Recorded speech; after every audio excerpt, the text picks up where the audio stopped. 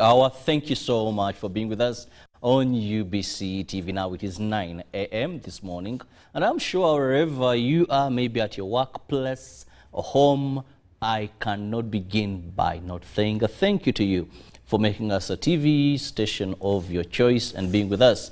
Now, in the extra and extension of Good Morning Uganda, today we much want to focus on issues regarding our environment, and more so reduction of lead pollution and exposure in Uganda. Now, with me, I have a panel of experts in what we are going to be discussing. I have those with me in studios, and I'll be joined by two online straight from Geneva, where they'll be joining us in this conversation. Join me, welcome Dr. Emmanuel Tebandeke, the head department of chemistry, Makerere University, and coordinator of the land pilot project in Uganda. You're most welcome. Thank you. Good morning, dear listeners. And just next to him, I have Dr. Innocent Achaye, who happens to be the manager, division of chemical safety and radiation and pollution prevention at the National Environment Management Authority, NEMA. Doctor, you're most welcome. Thank you very much. Good morning, listeners. And just next to me, the man in a black suit with a very lovely tie, is Raymond Ruyoka, a board chairman, Global Alliance on Health and Pollution. You're most welcome. Thank you very much, and good morning, listeners. And online from Geneva, I have Maria Paula Laila, who happens to be the executive director, Global Alliance on Health and Pollution, GAHP. She'll be joining us online from Geneva anytime from now as the technical team tries to connect that. And also I expect to be joined by Lucille Okio, who happens to be a senior program manager, Global Health on Pollution, and he will also be with us online, but still on the topic we are discussing. Now, having introduced my team or the panelists, I have this lovely Monday morning and the beginning of a new month, by the way. Let's dive into the topic of discussion, which is reduction of lead pollution and exposure in Uganda. Now, before I go any further, this is being championed by the GAHP. Now, GAHP in full is Global Alliance on Health and Pollution. And I want to begin by bringing in Raymond here, who happens to be the board chairman of GAHP. Briefly, what is GAHP all about? Thank you very much. Good morning once again, listeners. Global Alliance on Health and Pollution is a global forum that brings together governments, private sector, and civil society, advancing the agenda of addressing pollution in the health sector and the impact it has on our lives. And that is the essence of it. We operate in more than 30 countries in the world, with our head office in Geneva, Switzerland. That's why you see we have some teams of joining virtually. And we have different governments that become our members. Uganda is already a member of Global Alliance on Health and Pollution. That's why you have NEMA here, Minister of Health, Minister of Environment, and other civil society. So it is a platform that brings together stakeholders to address issues of pollution and how it affects our lives and health. And we are happy that governments have consented on the issues of pollution and the impact it has on our lives and on the health of communities. And so we bring together these agencies to pilot engagements that are geared towards conserving the environment but addressing pollution in the health sector that we look at the lives of people, humanity.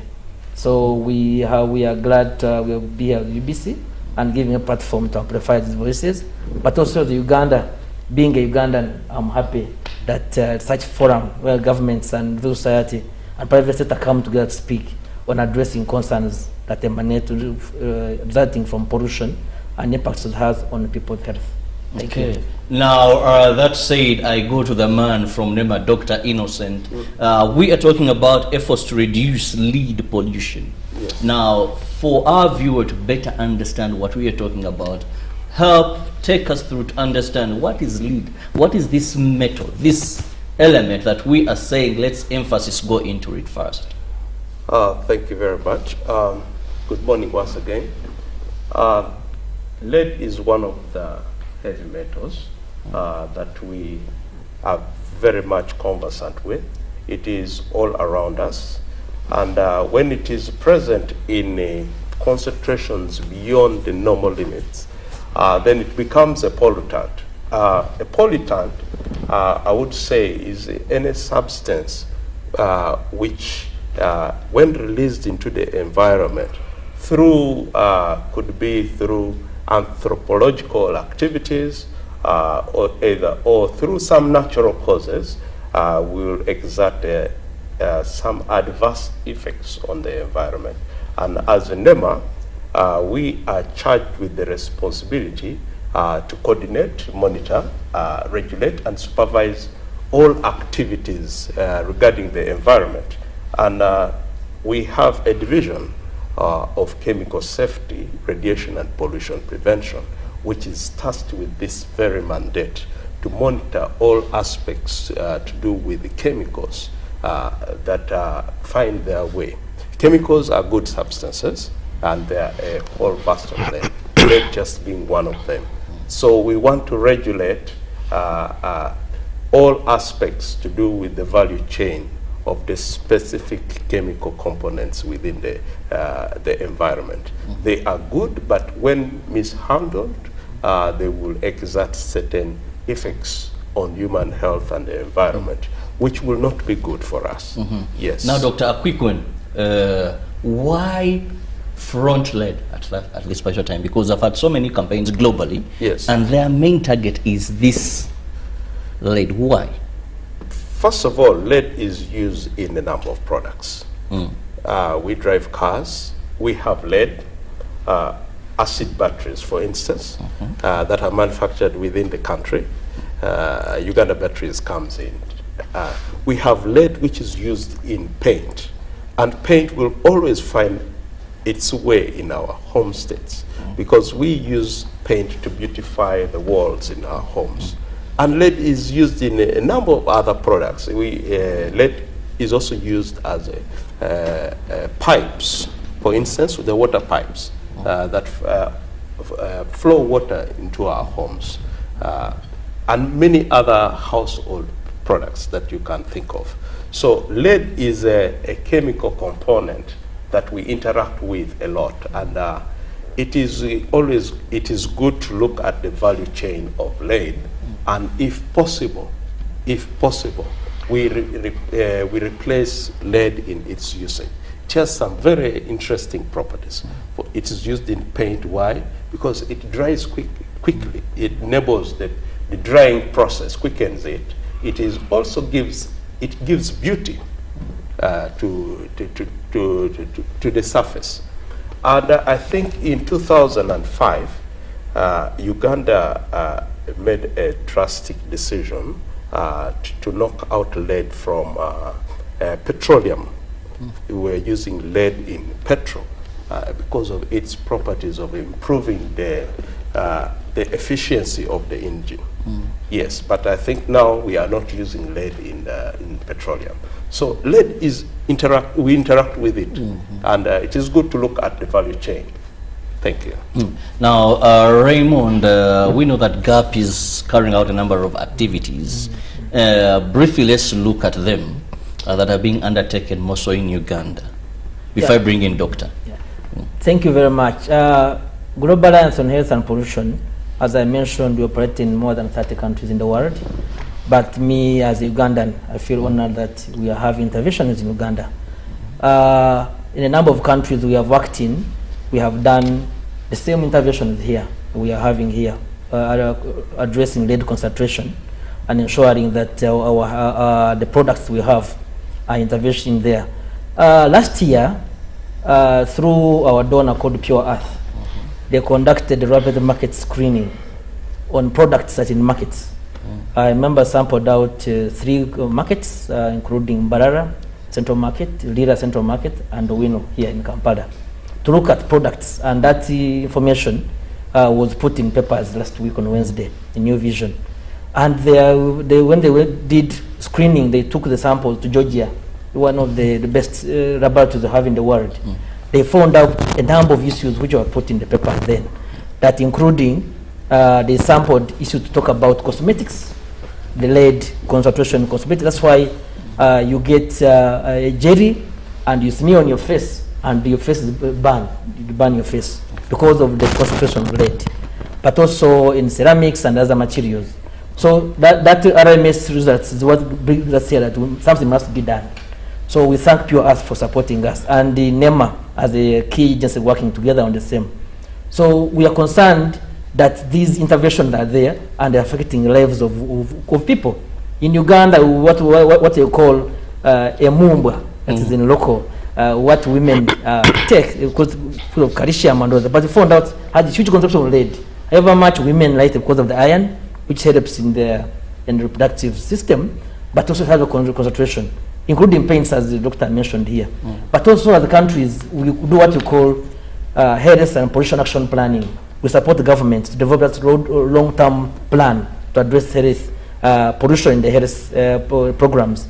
So that's what we do. And our target as GAHP is ensure that we do, in addition to what we're doing now, we go that level of supporting Uganda develop what they call the health and pollution action plan, which now brings together interventions that the government are going to prioritize on to address lead and other pollutants. So we have done that in Ghana, in Africa. Ghana, we have done it, even Tanzania have done that.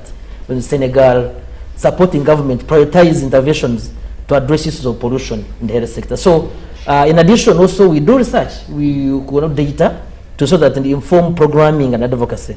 The other area what we do as GAHP is creating awareness within governments. That's why we have even governments as members of us, because it's a multi-sectoral forum that the governments must come together to synergize, to generate resource mobilize, but also policy engagement in there. So those are the key projects that we do in the countries, but also we prioritize civil society engagements as key non-state actors to developing the agenda for addressing issues of pollution in the world. So we are happy that as a country, Uganda, where I come from, we are keen and working with the government to address issues talk about pollution. And lead being one of the chemicals, we have issues because of the rapid market screening side that was done last year. So we call upon government and agencies to prioritize joint interventions to address issues, otherwise they're affecting lives of people. Thank you. Now this brings me to Dr. Emmanuel, who happens to be from the Department of Chemistry, Makerere University. And when we talk about lead, these are chemicals, definitely. Now, Doctor, take us, give us more information regarding the land pilot project in Uganda. What is it all about? As the coordinator of it, what has been achieved so far? Briefly, because I've also seen that one of our guests will be joining us online. It seems she is now able to communicate with us effectively. Let me just have Dr. Emmanuel here. Thank you very much. Now, the lead pilot project in Uganda, the project is being implemented by the Global Alliance on Health and Pollution in collaboration with NEMA. And this project is the main goal is aiming at driving interventions that can help to reduce lead pollution and lead exposure in Uganda. And specifically, we are looking at the different value chains of lead, and we are assessing the policy, the legal and the social framework that is there for the sound management of lead to see if there are any gaps where changes or enhancement can be done. We are looking at the different value chains of lead that can lead to exposure and pollution in communities, and we are carrying out efforts to propose interventions or mitigations that can be in form of policy, in form of regulatory framework, or in form of institutional interventions that can help to reduce lead pollution and lead exposure amongst the community in Uganda. Yeah. Well, thank you so much. That is what is being done by Makerere University. This is the land project. Now, allow me welcome, that is Lucille Okeria from Geneva, who has just joined us. Good morning, and how is Geneva? Okeria, are you getting us?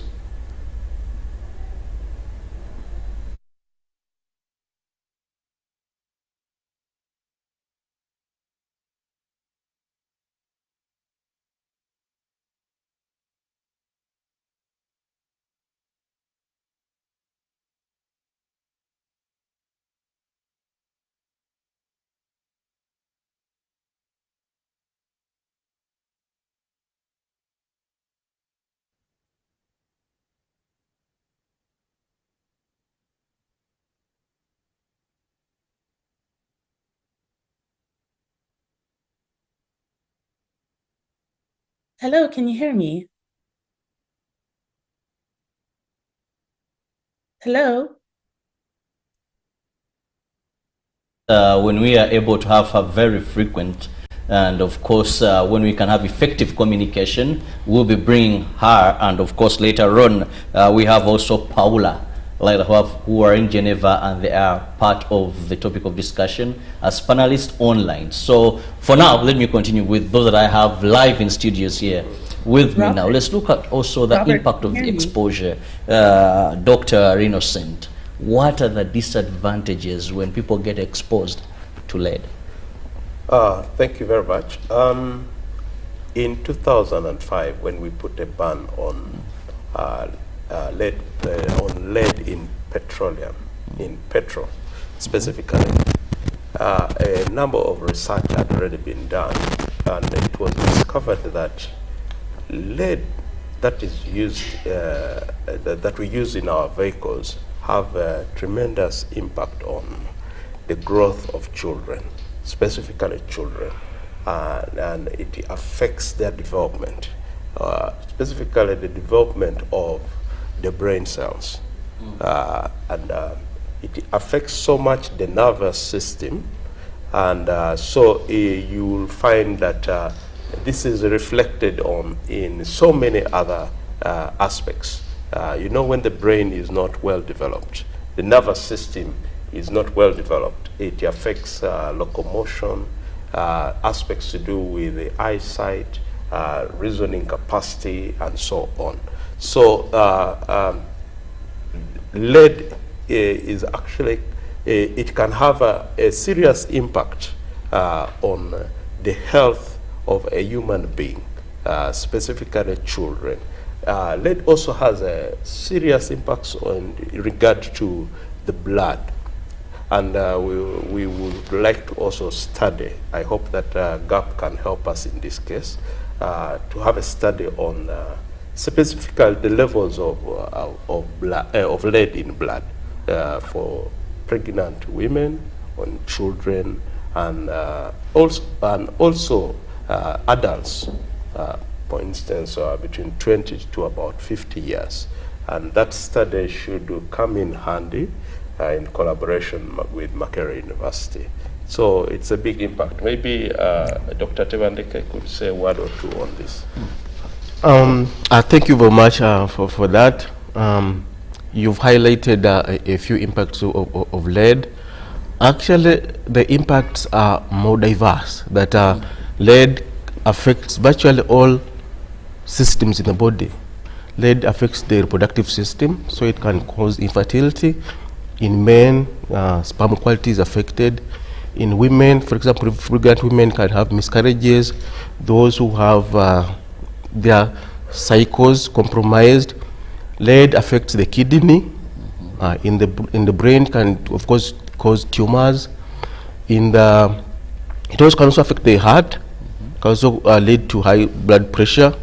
So the way lead works in the body is that it can mimic a number of minerals in the body. We know that the enzymes, the proteins that are in the body, many of them contain some metals like iron, like zinc, like calcium. And once lead is in the body, it can insert itself in some of these molecules. So it compromises a number of body systems once it has entered into the body. And at a very high level, the force can even lead to death. But what Dr. Innocent mentioned about children is a key thing, because child development, once the brain is impaired, then the children will never be able to reach their full potential.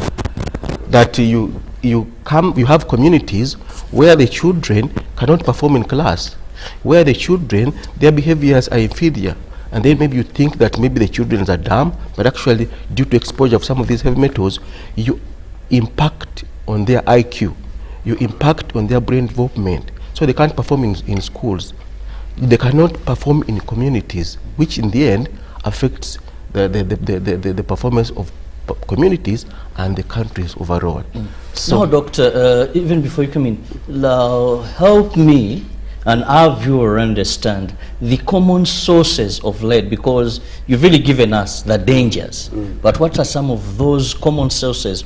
Yes, Innocent had talked about those lead in car batteries, then you talked about that in Fuel Uganda, saying no to that. But what are some other, because you lead the pilot project in Uganda. Yeah, yes. So what have you been able to identify? Of course, we've identified a number of sources. Why the paint and the car battery comes out big is because of the volume or the amount of lead used. For example, in a car battery contains up to 8 kilograms of lead, and the plates, the positive and the negative terminals of the car battery are all made out of lead. And what happens is that after 2 years, most of these batteries are dead, that you have to dispose these ones off. And of course, there are formal recyclers, but we have the informal sector who get these batteries and then crush them. And after crush them, they smelt them. In smelting, they are just burning or heating the lead to melt, and then they put it into as lead ingots. And in doing so, what is happening is that the lead can be emitted during the smelting process. It goes into particulate matter. It is poured onto soils, where it is washed away into different environmental systems, such as the wetlands. So the used car battery value chain emits a lot of lead into the system, into the environment. Of course, Dr. Chai talked about the paint industry, but also the food stuff that we eat. Some of the food that we eat is actually contaminated by lead. In some food spices, lead compounds like lead chromate or lead dichromate are added to enhance the color of the spices, which is actually very dangerous. Good enough, in the studies done in Uganda, our spices didn't contain any lead, but in some countries like in Asia, the spices contain lead. People who are carrying out mining, usually these mining activities, you mobilize soils, what is left as waste material, some of the lead can be washed away into communities. The dump sites, for example, we have a common one in Chitezi. Because of the dumping there, the different metals are dumped there, the e-waste which is dumped there, as the leachate moves out maybe just, sorry to interject, I think we have Lucille. Okay, you're ready. I can see her there. Good morning and welcome to the show. Good morning. Good morning. Good morning. Good morning. To hear me this time. Thank you so much for your invitation. I'm glad to be here. Now, you've joined us. We're looking at common sources of lead, but kindly take us through those urgent areas that we must cover up as gaps if we are to fight the use or polluting our environment using lead, where some are even done ignorantly. For example, in cosmetics, I know most women may look at the outcome, but not so very conscious of what other contents in this particular cosmetic they apply on their bodies. Yes, thank you. So as individuals, we are all at risk of being contaminated by lead. But the group who is most vulnerable to this issue are children.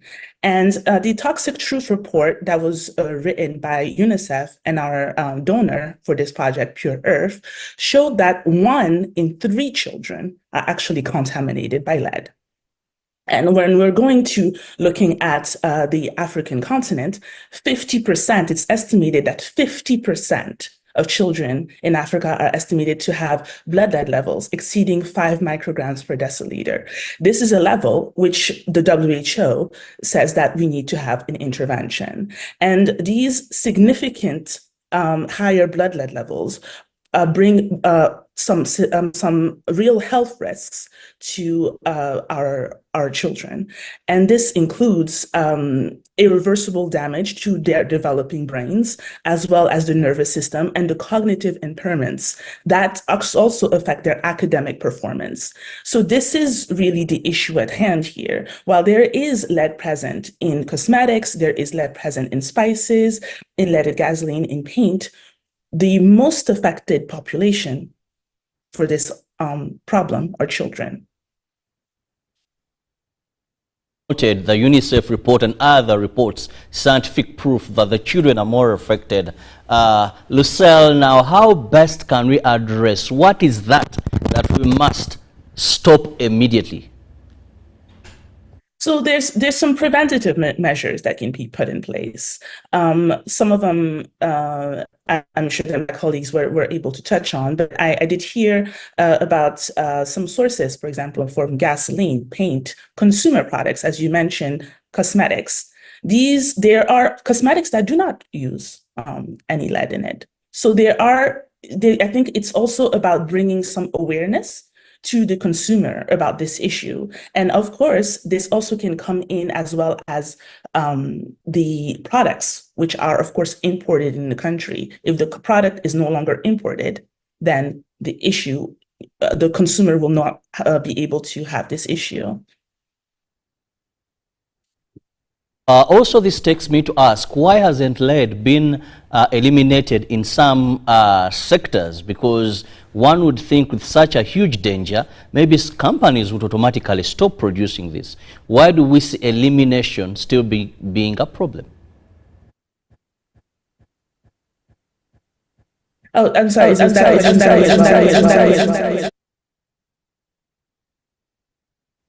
That despite the campaign and the talk and the awareness, we still see lead not eliminated in some sectors. But I think if I can take this question, I think that there has been some success stories about, for example, phasing out leaded gasoline, which has had significant reduction in lead exposure. And I believe that enforced regulations around lead paint and industrial emissions have shown improvements to public health. Now, I think that it needs to be, this is where our work comes in, pushing forward policies and as well as emphasizing actually is at stake. Thank you, Lucille. We're still with you. Let me just go back to studios here. Now, she talked about policy, and this automatically brings the man from NEMA. Let's look at the policy and management framework that we have as a country when it comes to lead. Thank you very much. Lead, just like any chemical species, tends to bioaccumulate in our bodies. Frequent exposures means that lead keeps getting into our bodies, either through the air, through the water that we drink, or even the soils, because plant species, we eat the plants, of course, keep taking up these lead, and over time, as we feast on the products, the lead bioaccumulates in our bodies. And it is the responsibility of government and every one of us to ensure that we have a healthy environment that sustains life.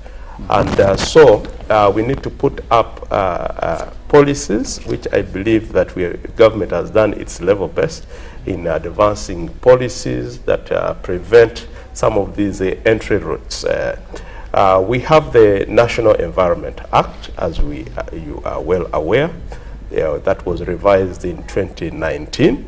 And specifically, this act speaks to the environment on the management of chemicals. And the word that we use there is the sound management of chemicals that we are very much interested in. And in this particular act, you will see the listing of all the chemical species that we interact with on a day-to-day basis, and of course lead being one of them. So the act takes care of, on a broader perspective, the management of these chemical species, and you move from the act to the regulations. And recently, I must say that as a country, we launched a regulation on the management of hazardous chemicals and products containing hazardous chemicals. We met with stakeholders from the government ministries, departments, and agencies to popularize the provisions of this particular regulation. So this is a brand new regulation that's on board, that we've rolled out, and we are looking into having it enforced for all products containing chemical species. What we are interested in at NEMA is to track every chemical species from the time when it is first of all produced to the time when we use it, and eventually at its lifetime. We are interested in how it is disposed. It is very important. As a country, we are not so much a manufacturer of chemical species, of chemical products. Much of our chemical needs are met through importation. So from the time when the chemicals come in, the products come in, we are interested in monitoring who is bringing what into the country, and where are the products going, who is interacting with the products. At the end of it, once you have used your lipstick, we know there are always remnants. How do we dispose them of? We are interested in that. We also have the National Environment Waste Management regulations that we are currently implementing in the Division for Chemical Safety, Radiation and Pollution Prevention. And we are licensing waste handlers, those that handle transportation, handle storage, and even treatment of waste. And you know, these wastes have got chemical species in them. And so we have a whole number of waste handlers in the country. I think most times within the city of Kampala, you will see vehicles labeled maybe hazardous waste, for instance, or labeled domestic waste, and so on. So we are in the business of managing chemicals and their related wastes in the country. And if you talk about the regulatory framework further, in country we have got regulations, and we are still developing guidelines, guidelines that will see how we can operationalize provisions within the regulations. Very interesting, Yes. Dr. Innocent there. Now, I want a honest mind from Raymond, not that doctor is just next to you, but you're from civil society, and later also bring in Lucelle at this. We want to look at the gaps, because Uganda, when it comes to paperwork, I think we are a paper tiger. Regulation, we are very good. Now, when I listen to the report by Dr. Emmanuel, and what you've also just talked about, the findings, they are not in tandem with the good policies that Dr. Innocent has said. So take us through the gaps in the regulatory and management framework of our country. What is that we are lacking or not doing right? Yeah, thank you very much, moderator. You are spot on the challenges that we see happening in regulation. The most challenging element we have is the enforcement. Yes, Dr. Innocent mentioned the Act. When we look at Article 14 and 15, those two articles are very clear on guidelines on how to address these chemicals. But our concern is enforcement. And that's why we are partnering with government, through NEMA, and Parliament of Uganda to ensure that we work on avenues of strengthening enforcement, but also bringing together stakeholders together. We have held two mass sectoral technical working group sessions where we bring different MDAs private sector and civil society together to see what can be the solution. So our concern as civil society and non-state actors is enforcement that government has on these regulations that NEMA develops and Parliament approves. We collaborate closely with the Parliamentary Forum on Environment and Natural Resources, who are saying that for us we do our part. The other part is NEMA. So what can we do to support NEMA and government to show that these regulations are enforced? And that's a space we're talking about policy influencing. So as GAHP, we shall continuously work closely to show that we work with NEMA and other agencies to strengthen regulation. UNBS, Uganda National Bureau of Standards, regulating importation of these chemicals. That's an important element, the government agency. So how do we work together so that they work together on strengthening regulations enforcement at the entry point, but also at the implementation level, at the local government level, where these wastes are being done, but also all these chemicals are being consumed there. Yeah, thank you very much. Well, time seems to be flying, and I hope, Lucille, you're still with us. Yes, of course. If you can get me clear, we want to look at the way forward as far as eliminating lead so that we can come to an end of this pollution, having given us the disadvantages or the danger of exposure to lead, most so particularly in children. So how best can we move forward? Thank you. I think the Dr. Emmanuel, Dr. Innocent, and Raymond have very well spoken about the role that people on the ground can take.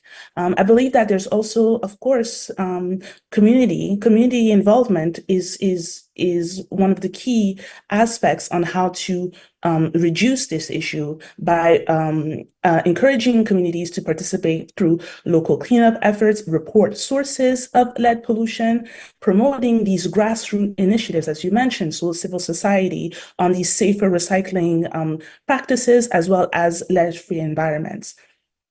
Me from being away from the country and being looking at the global commitment and the international commitment, I believe that our work at GAHP is to continue to advocate for this international funding to support these lead pollution projects that are happening within the country, as well as continue to highlight the need for this global solidarity in addressing this lead pollution crisis.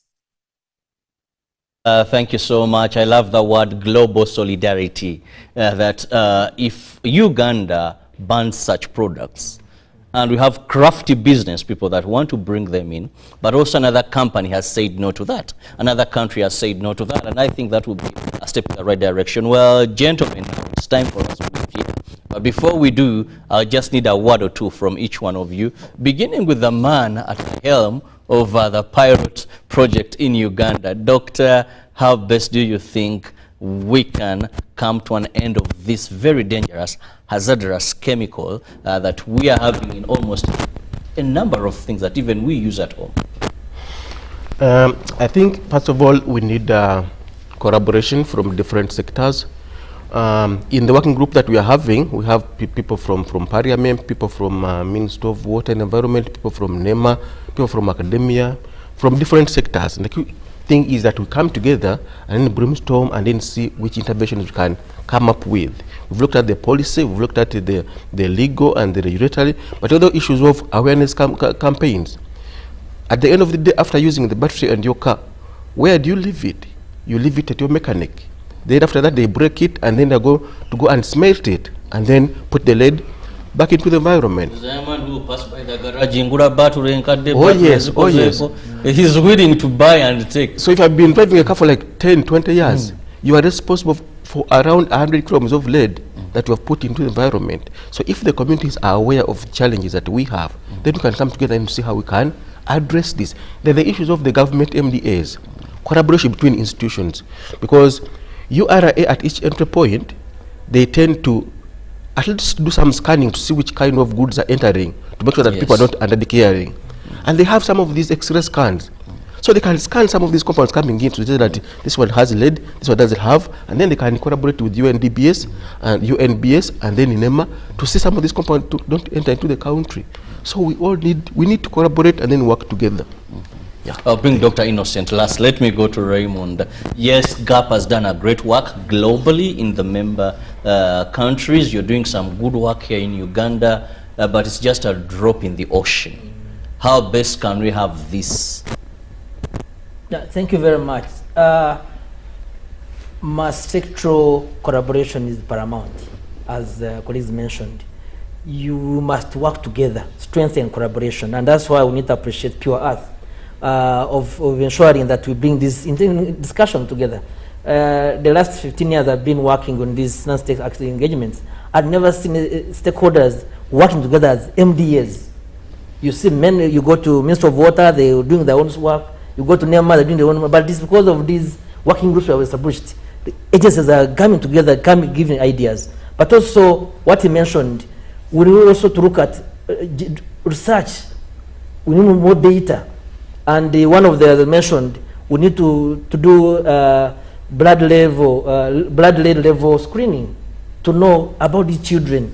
What is the impact of lead in the communities? When we talk about landfills, the communities go to those landfills to pick garbage and other materials. But the impact there is what is the landfills. But also, as Global Alliance on Health, we are committed to support government of Uganda, like any other countries we have worked in, as I mentioned before, to develop that health and operation action plan. That action planning will be an avenue for a longer term strengthening of what should be done to address lead. But there are other chemicals, of course, we don't market it, but when you're talking about lead, the impact is huge when you talk about lead here. And finally, for me, is we must look at how do we ensure that we generate resources. Government, how much money does the government allocate to NEMA, to URA and UNBS to regulate entries of these chemicals? Because many agencies talk about underfunding. We're telling government, look, can you also prioritize increasing domestic resources?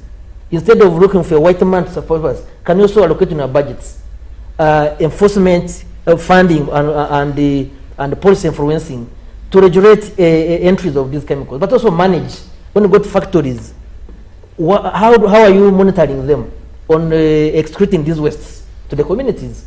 And we found out that when you find yams in these swamps, they are full of lead because the factory was dumping waste there, which we consume in the yams, for example. So it is imperative that we strengthen collaboration, but also enforcement of these roads. So we are committed to support government and NEMA and agencies through these working groups to continuously discuss on avenues of sustainable interventions on addressing lead, which is affecting people's lives, most particularly women and children, but also ensuring the affected communities are the center of creating awareness. Well, thank you, Raymond. Now let me go to Dr. Innocent from NEMA. You've received a number of bullets here where people are questioning and asking, what then is NEMA doing? You've talked about the good policies, the good regulations, but unfortunately, the report doesn't speak so much as there are efforts being done. We still have huge volumes. So, as I let you off the hook, your final defense. Thank you very much. I think as a country,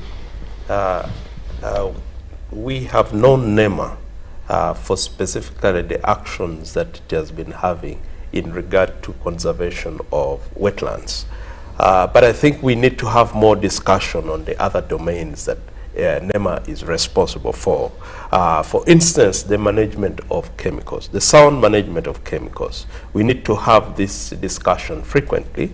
People should know that NEMA indeed is an authority in regard to regulating all aspects to do with chemicals and their usage within the country. And I must say that as a country we are doing so well in regard to many of the regulatory frameworks. But of course, we need to get specific to the individual chemical species, like lead, for instance. We look at the value chains, and then we see how we can regulate the concentrations in the different products, or if we can replace them altogether, the better, because the interactions with many of these chemical species brings a lot of health concerns. We've had progress made in regard to mercury, for instance. We are using a lot of mercury, especially in artisanal mining. And I think there is an ongoing project with Planet Gold to see how we can replace altogether the mercury that is being used for extracting the gold. And we know that as a country, we are rich in gold. This is just an example. There are certainly a lot of initiatives. Only that the information needs to come out to the public. As I mentioned earlier, that NEMA is licensing many companies that are handling waste in the country, hazardous waste. Where do you think the waste from the petrol stations are going? We license this, and the waste it is being handled by companies that are in the business of waste management, and the licenses are obtained from NEMA. So NEMA is doing a lot of background information, which I think the country needs to know. Thank you very much. Well, I just want to thank you, my panelists this morning, Dr. Emmanuel Tebandeke, the Head Department of Chemistry, Makerere University, and coordinator of the Land Pilot Project. Thank you so much for your time. I'm very eager to know more about this. And of course, Dr. Innocent Ache from NEMA, thank you so much for your presence here. He is the Manager Division of Chemical Safety, Radiation and Pollution Prevention at NEMA. And Raymond Ruyoka, the Board Chairperson of Global Alliance on Health and Pollution. And not forgetting Lucelle Okirio, who has been with us straight from Geneva. Thank you so very much. Of course, we've missed Mariam Paula Lear, but please, we hope to have you next time, and her as well. And above all, my bosses, you are viewers. Thank you so much for being with us. Those that began the day with us from 6:30 when we open up with Good Morning Uganda, and later moved with us with an extension which is Good Morning Uganda Extra. Thank you so much for your time. Well, let's all be keen on what we use. Lead is very dangerous, more so to the infants. So together, let's join this fight. It saves you, it saves generations after us. Let's not prioritize monies, because I remember I've ever had campaigns against certain things. And I want to whisper this slowly without Dr. Innocent hearing. We had the Kavero of 30 microns and below. But because of money, job creation, all these, it didn't see us through.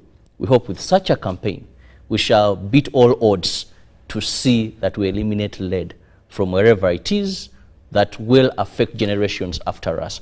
Have a lovely day. Robert Chirabo Nyonyitono, wishing you a blessed month and a lovely day. Good morning.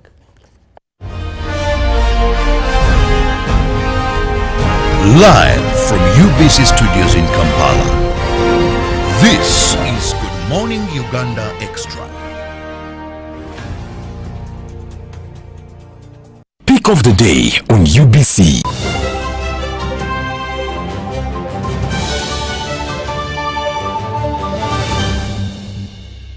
Was brought to you by I'll call you every day, yeah, yo, baby, don't know. You can now get all the Chibuzi out with MTN voice bundles. Call all networks. Kubei Dondoro. Buy a 25-minute voice bundle for only 1,000. Or buy any daily voice bundle of your choice. Dial *100 *21# and select daily, or use the My MTN app.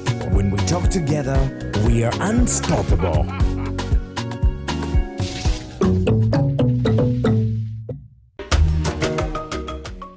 Amina gange ndi tubona kiranda Amina mu company eya WIB Uganda Limited ndi member.